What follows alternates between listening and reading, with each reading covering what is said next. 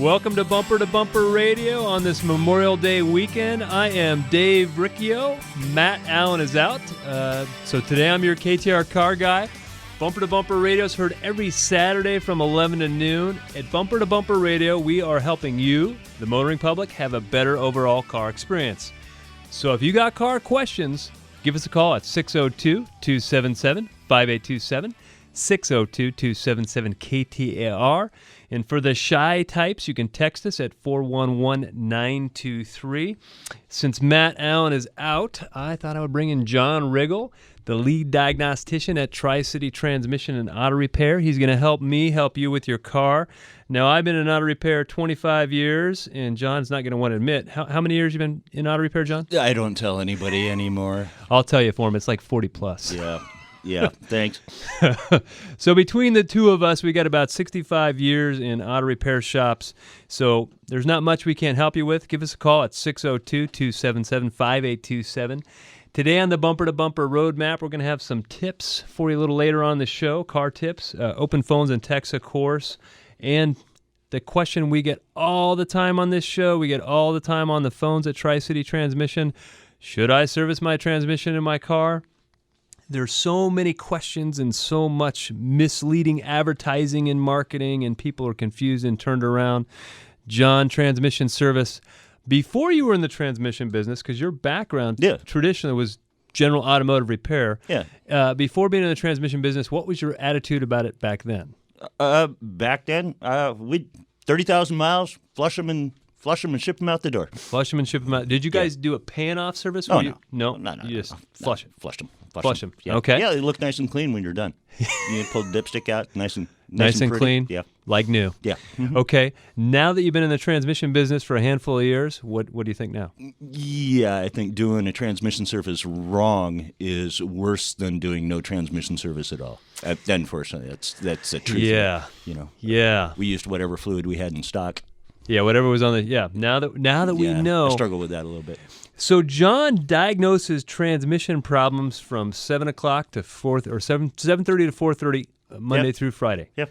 And I don't know how many times a day, well, not a day, but a week, he gets a car that's in his bay and it's got a weird, unusual symptom that the customer's complaining about, and everything looks normal. And one of the questions we asked before we diagnosed the car, when was the last time you had the transmission serviced? Yep. Oh, about 6 weeks ago or about 4 weeks ago, and now we're dealing with a little weird symptom. Yeah. So to your point, no transmission service is way better than a bad one. Yeah. You know. Yeah. And the weird symptoms really come from using the wrong fluid. There's these multi-fit fluids that people use in cars because it's a whole lot easier to stock one fluid than 47 that are actually... Yeah, and see, that comes back to using the flushing machines.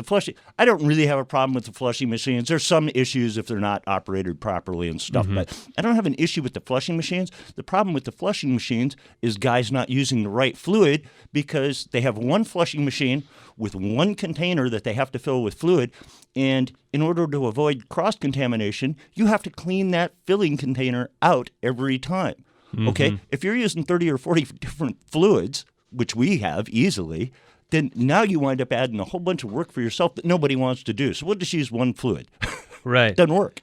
And we had a phone call last week. It was about transmission service, and I learned something from you today. Every time John and I get together and we talk, I learn something new. I know hers was a CVT, and how often should I service my transmission? And I know that we stock NS2 fluid for a Nissan CVT, and then NS3, and they go in different years of Nissan CVT transmissions, And I know there's an oil manufacturer out there that makes a one-size-fits-all CVT fluid. And I'm talking to John, and I said, well, what's the difference between 2 and 3? He goes, whoa, they made some major changes right there in years 14 and 15 as far as going to a low viscosity fluid, and it really reduced the drag in the transmission and all kinds of things. Yeah, but I mean it's not just the viscosity of the fluid. They reduce the amount of fluid that goes in that transmission to raise the efficiency and reduce friction in that so they lowered the volume, but they also increased the lubricity of it. So there's a lot of different changes in that fluid. They are not the same animal, and there's nothing. A CVT does nothing but generate tons of heat. All right, so you really have to be careful with those. You cannot put the wrong fluid in those and expect them to live at all. So you're out there thinking, well, do I service my transmission? And everyone's kind of heard the old wives' tales that if you service a transmission with high miles and it's never been serviced before, it's going to cause issues. And so, the way I kind of back that up is if you got a transmission that doesn't have a problem and you don't service it, eventually it will have a problem. Yeah. Okay. If you got a transmission that's already got a problem and you service it, you're just going to kick it over the edge. Yeah, it's already going bad. It's already got a problem. We're trying to service it. It's like taking vitamins when you're, up in your age. You're like, all of a sudden this is going to help me. It may help you feel a little better, but you're still kind of on the downhill slide, if you will. So that's the thing that comes up. Do I service it? Will it cause my transmission to go out? I haven't serviced it before, so I get a lot of that. And then the other thing that's really, really confusing, and we've talked about it before on the show, John, is I buy myself a Toyota truck, and I look in the owner's manual, and it says, check the transmission fluid at 100,000 miles, but don't change it. Right. And then there's a little asterisk down below, a little italicized. It says for certain climates or for severe duty, change the transmission fluid at 60,000 miles. Right. So have you seen us redo a transmission, a Toyota, with less than 100,000 miles on it? No. Yeah. So they can fail before, sometimes before their scheduled service. Because at 100,000 miles, they're still saying don't service it. Oh, yeah. But we've had them shift funny and do weird things. Yeah, that's... Long before that. We wind up with that oddball shutter and stuff out of them. Right. And swapping the fluid in them cleans them right up. And I think the thing that we're seeing most failures that we see are related to the valves wearing out. Valve bodies. Valve body is the hydraulic brain inside a transmission. And there's a whole bunch of little valves going back and forth, and there's solenoids, which are electric valves.